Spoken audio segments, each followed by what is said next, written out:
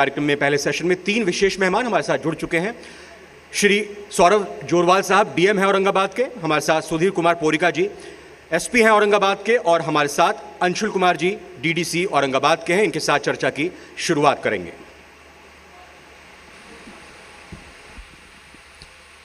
बहुत बहुत स्वागत सर आप तीनों का। पहला सवाल डीएम साहब आपसे, जब भी किसी जिलाधिकारी की नियुक्ति किसी जिले में होती है, जाहिर तौर पर आप लोग होमवर्क करते होंगे, समझते होंगे चीज़ों को कि वहाँ पर क्या दिक्कतें हैं, परेशानियाँ हैं, क्या बेहतर काम हुए हैं। बहुत महत्वपूर्ण ज़िला है औरंगाबाद मगध प्रमंडल का, और अब से कुछ साल पहले तक औरंगाबाद हो, गया हो, कैमूर हो, अरवल हो, ये नक्सल प्रभावित क्षेत्र रहा था। जब आपको पता चला कि औरंगाबाद में आप यहाँ पर आ रहे हैं, आपको ये प्रभार दिया जा रहा है, आपको ये जिम्मेदारी सौंपी जा रही है, तब क्या कुछ जहन में आया, क्या तैयारी आपने की? क्योंकि मैं कल से यहाँ पर घूम रहा हूँ, लोगों से बात कर रहा हूँ, मैं लोगों की तरफ से काफ़ी संतुष्ट दिखाई दिया कि विकास के तौर पर जो सरकार योजनाएं भेजती हैं उसको इम्प्लीमेंट आप सही तरीके से करा रहे हैं। देखिए, जैसा कि आपने बताया कि एडमिनिस्ट्रेटिव मशीनरी के तौर पे हम लोग सरकार की जो विज़न है उसको इम्प्लीमेंट करते हैं। तो औरंगाबाद के बारे में जैसे ही हमारी पोस्टिंग हुई थी, उसमें शुरुआत में ही लास्ट फरवरी में कोविड का सर्ज स्टार्ट हो गया था। हमने औरंगाबाद के बारे में पता किया तो इसका एनवायरनमेंट थोड़ा डिफरेंट है बिहार के बाकी ज़िलों से, लेकिन एक आपदा तुरंत हमारे ज्वाइन करने के बाद यहाँ पे आ गई थी और हम लोग उसी पे हमें काम करना था। तो पहला चैलेंज हमें मिल गया था उसी समय कि हमें कोविड पे काम करना है।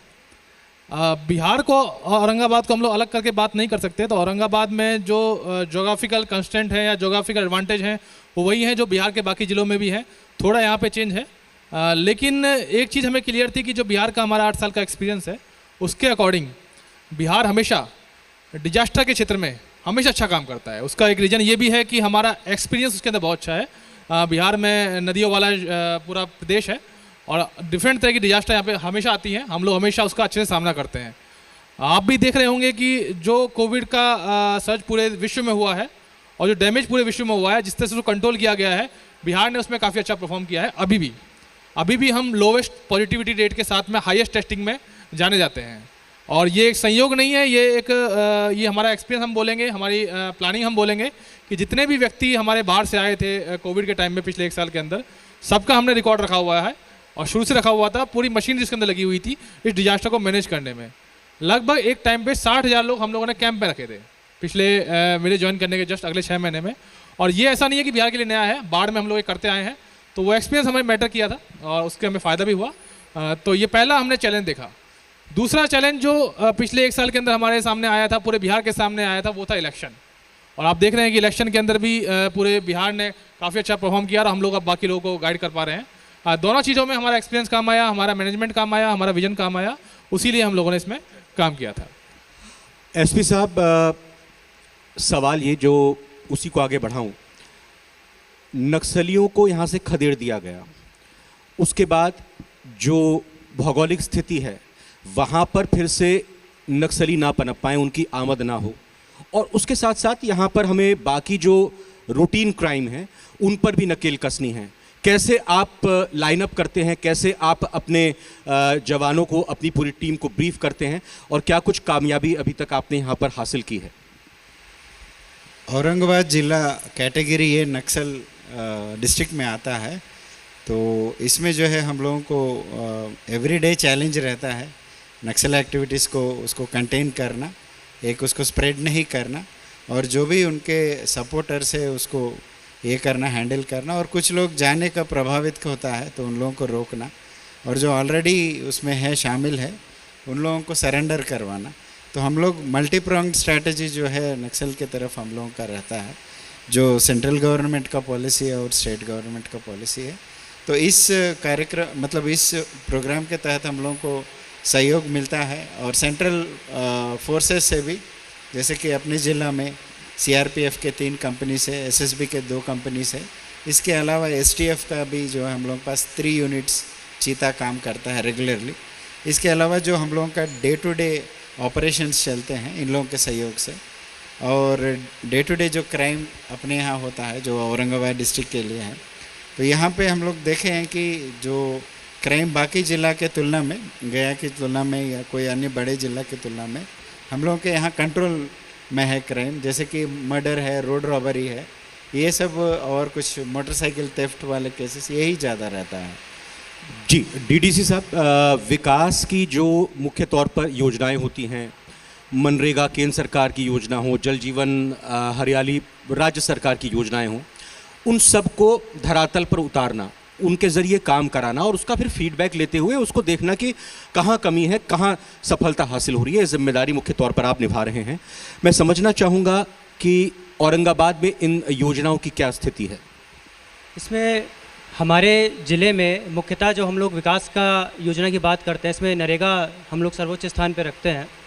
इसमें लगभग जैसे पिछले गत वर्ष में हम लोग को 72 लाख मानव दिवस जिस पे हम लोग का फोकस था, उस पर हम लोगों ने फोकस करा था, और उसमें से लगभग हम लोगों ने 58 लाख जो है मानव दिवस सृजन अब तक हम लोगों ने इस वित्तीय वर्ष में कर लिया है।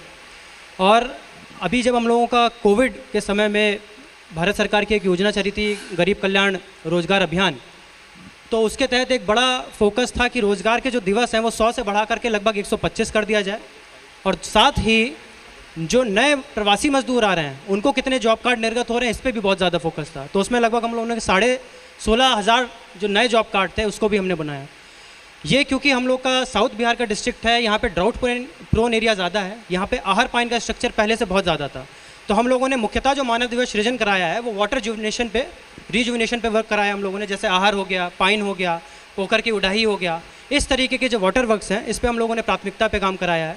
साथ ही सरकार की जो हमारी राज्य सरकार की एक महत्वाकांक्षी योजना है जल जीवन हरियाली, इसके 10 अवयव हैं जिसमें विभिन्न प्रकार से जैसे पौधशाला का निर्माण, वृक्षारोपण, और ये हमारा आहर पाइन उड़ाही, ये सारी चीज़ें जो हैं इसी का पार्ट है, इस पे हम लोगों ने वर्क करा है। डीएम साहब, आत्मनिर्भर बिहार ये परिकल्पना, क्योंकि प्रधानमंत्री नरेंद्र मोदी भी कहते हैं कि आत्मनिर्भर भारत बनना है, हम इस मुहिम को आत्मनिर्भर बिहार के ज़रिए पहुंचा रहे हैं और जानने की कोशिश कर रहे हैं कैसे आत्मनिर्भर बना जाए।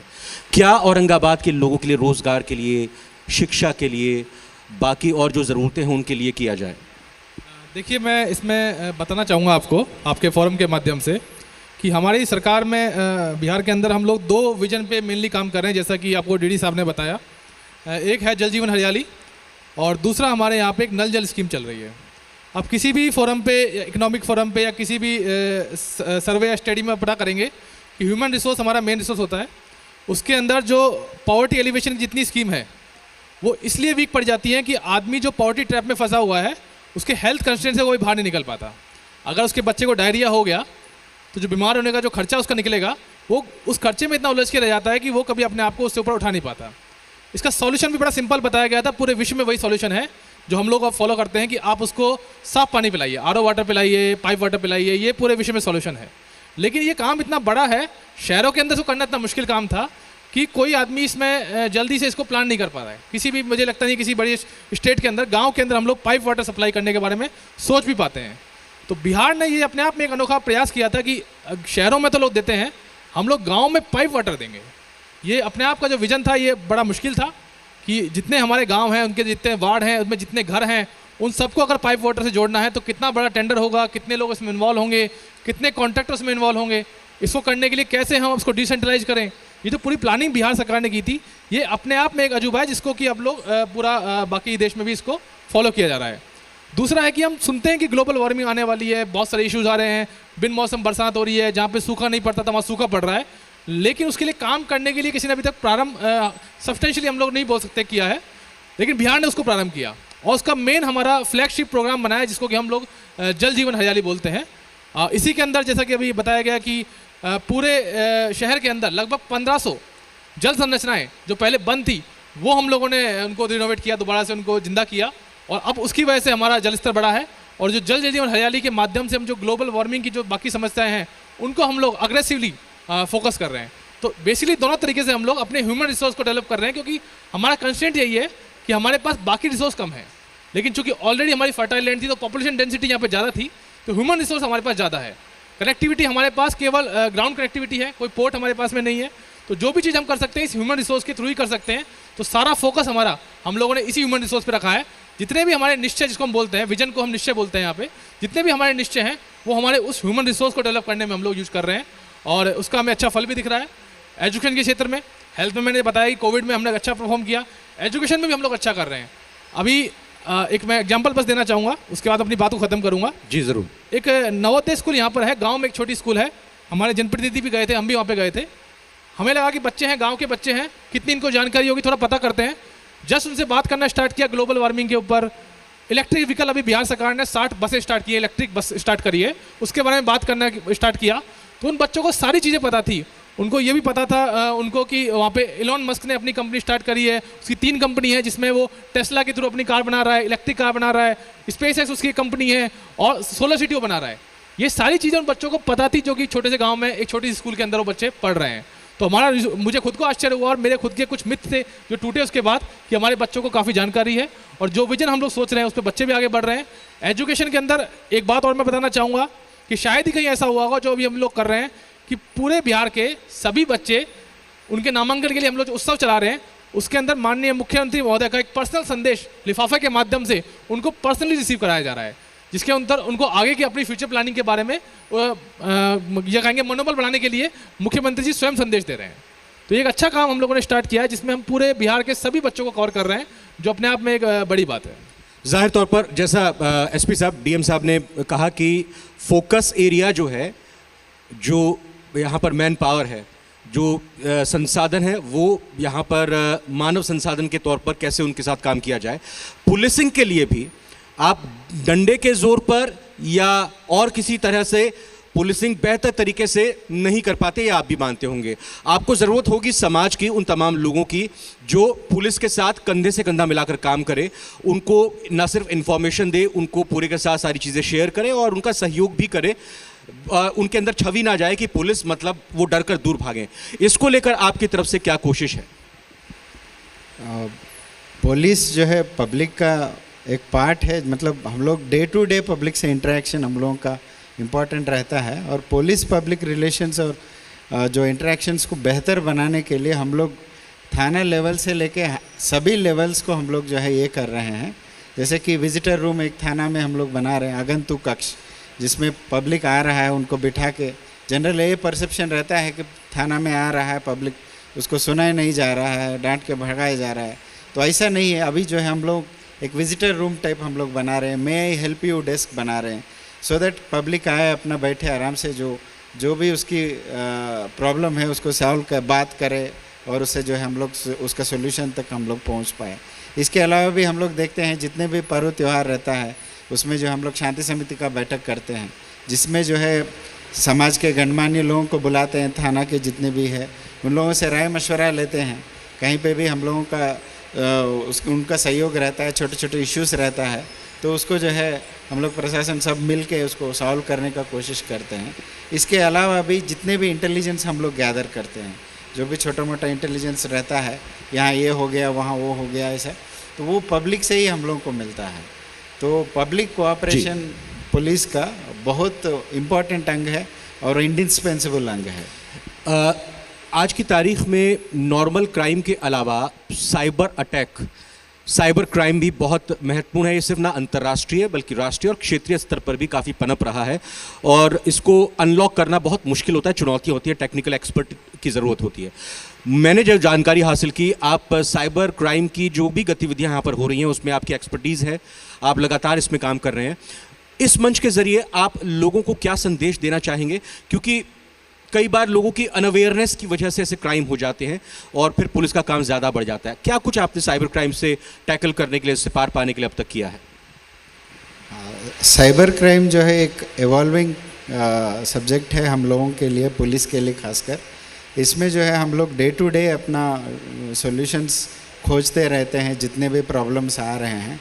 तो इसमें एक थिंग कॉमन हम लोग देखे हैं कि कॉमन थ्रेड जो देख रहे हैं कि 2010 के बाद हम लोगों को बहुत ज़्यादा जो ऑनलाइन एक्टिविटीज़ बढ़ गई है, खासकर कमर्शियल एक्टिविटीज़, जैसे कि हम लोग जो वॉलेट के माध्यम से पेमेंट करना या ऑनलाइन के माध्यम से हम लोग एम्प्लॉयमेंट के जो भी वेबसाइट से सर्च करना, इसके अलावा जितने भी हम लोग एम्प्लॉयमेंट एक्सचेंज वाला देखना, तो इसमें जो है हम लोग कहीं ना कहीं अपना वैल्यूएबल डाटा को उसमें छोड़ देते हैं। तो उसको जो है कुछ अनडिजायर्ड एलिमेंट्स उसको क्या करते हैं, वो डाटा को कलेक्ट करते हैं और फिर हम लोगों को जो है फिशिंग एक्टिविटीज़ स्टार्ट हो जाता है। फिशिंग में ये हो जाता है कि आपको एक अनडिजायर्ड मेल भेज देता है, जैसे ही आप क्लिक कीजिएगा तो वो क्लिक करने के बाद वो दूसरे वेबसाइट पे लेके जाता है। तो इसमें जो है बहुत सारे टाइप्स ऑफ क्राइम्स हम लोग देखने को मिल रहा है, खासकर एम्प्लॉयमेंट में, खासकर नौजवान लड़का जो है उसमें जो है ट्रैप होने का बहुत ज़्यादा चांसेस हम लोग देख रहे हैं। इसके अलावा खासकर जो अभी ऑनलाइन जो इंस्टेंट मैसेजिंग प्लेटफॉर्म्स हम लोग जो देख रहे हैं, जैसे कि फेसबुक है, ट्विटर है, व्हाट्सएप है, अभी सिग्नल आ गया है, तो इसमें जो है ये हो रहा है कि डाटा को कहीं ना कहीं से जो है हम लोग मिसयूज़ कर रहे हैं और किसी का ट्रस्ट को हम लोग ब्रीच कर रहे हैं। तो ये सब के क्राइम्स हम लोगों को रिपोर्ट हो रहा है और डे टू डे हम लोग इसको सॉल्व करने का कोशिश कर रहे हैं, मगर इसमें बहुत अभी हम लोग को आगे जाना है, क्योंकि एक एवॉल्विंग सब्जेक्ट है। इसके लिए सेंट्रल गवर्नमेंट से हम लोगों को एक साइबर क्राइम का पोर्टल है जिसमें आप ऑनलाइन रजिस्टर कर सकते हैं। इसके अलावा स्टेट लेवल पे भी हम लोगों का एक नोडल एजेंसी है जो EOU के तहत SP साइबर क्राइम्स बैठते हैं, उसमें हम लोग सहयोग लेते हैं। इसके अलावा हम लोग अपने डिस्ट्रिक्ट से भी एक CCSMU यूनिट है जिसमें जो है हम लोग साइबर क्राइम और सोशल मीडिया को हम लोग मॉनिटर करते हैं, खासकर जो अभी जो पर्व त्योहार आने वाला है तो इसमें जो है किसी तरह का अनवांटेड मैसेजेस आ जाता है, कोई किसी को पोस्ट कर देता है, इससे जो है विधि व्यवस्था का सॉल्यूशन प्रॉब्लम आ जाता है, तो उसको हम लोग सॉल्व करते हैं। बिल्कुल। और DTC साहब देखिए, एक परिकल्पना ये है कि वन डिस्ट्रिक्ट वन प्रोडक्ट, ताकि क्योंकि हर ज़िले की एक अपनी तासीर होती है, एक अलग पहचान होती है, अलग संभावना होती है। इसको मैं जोड़ना चाहूँगा रोज़गार से भी। तमाम जो योजनाएं हैं और इससे इतर कोरोना काल में जो भी मजदूर वापस यहाँ पर लौटे और फिर वापस जाने, उनमें कई कुशल कारीगर भी हैं और कई जो श्रम कारीगर भी हैं वो भी हैं, तो उनको कैसे आप कनेक्ट कर रहे हैं यहाँ पर उपलब्ध संसाधनों से उनको रोज़गार दिया जाए? वो कौन से संसाधन, वो कौन सी चीज़ें हैं जिनके ज़रिए बेहतर किया जा सकता है? इस पर क्या आपका विभाग काम कर रहा है?